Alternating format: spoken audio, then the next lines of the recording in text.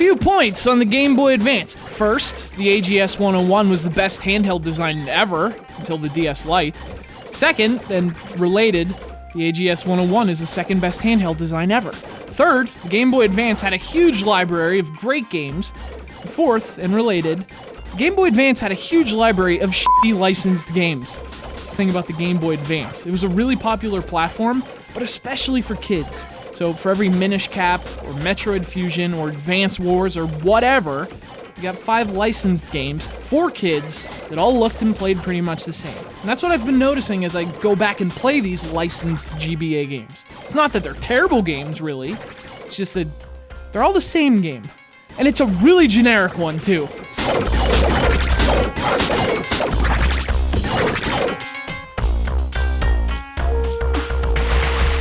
Jimmy Neutron might as well be the Proud Family, might as well be Kim Possible, might as well be Jimmy Neutron. He plays said boy genius, who somehow ends up inside a spy novel as he tries to, save the world or whatever. Hey, and guess how you do it? You jump on things and shoot other things. If you guess jump on things and shoot other things, congratulations. You've obviously played literally any other licensed GBA game.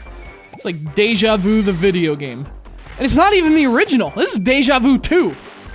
Now, it is an action platformer, so there is a lot of action. And by action, I mean shooting the same couple enemies repeatedly for about an hour or so until you get bored and decide to play something else.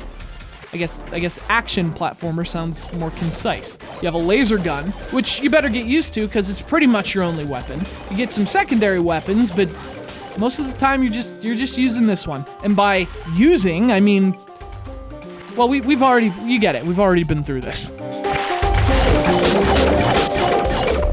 So you mash the button, and you shoot these enemies, and they all look the same. And if that sounds like it could get boring, that's because it does. And the worst part is that the level design makes the boredom exponentially more potent. These levels drag on longer than detention. Actually, they have about the same amount of stuff to do, which is to say, not much. You just keep walking and shooting, and walking and shooting, and everything looks the same.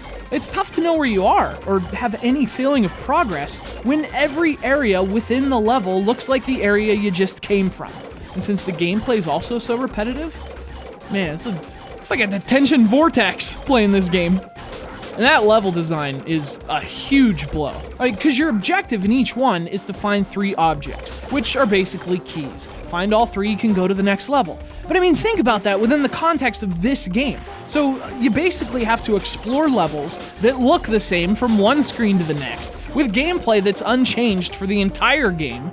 I mean, it's one thing just to have those problems. It's another to have those problems and to say, all right, repetitive game, awful level design, so, hey, let's make people explore the levels and look for keys. Seriously, that's a dick move.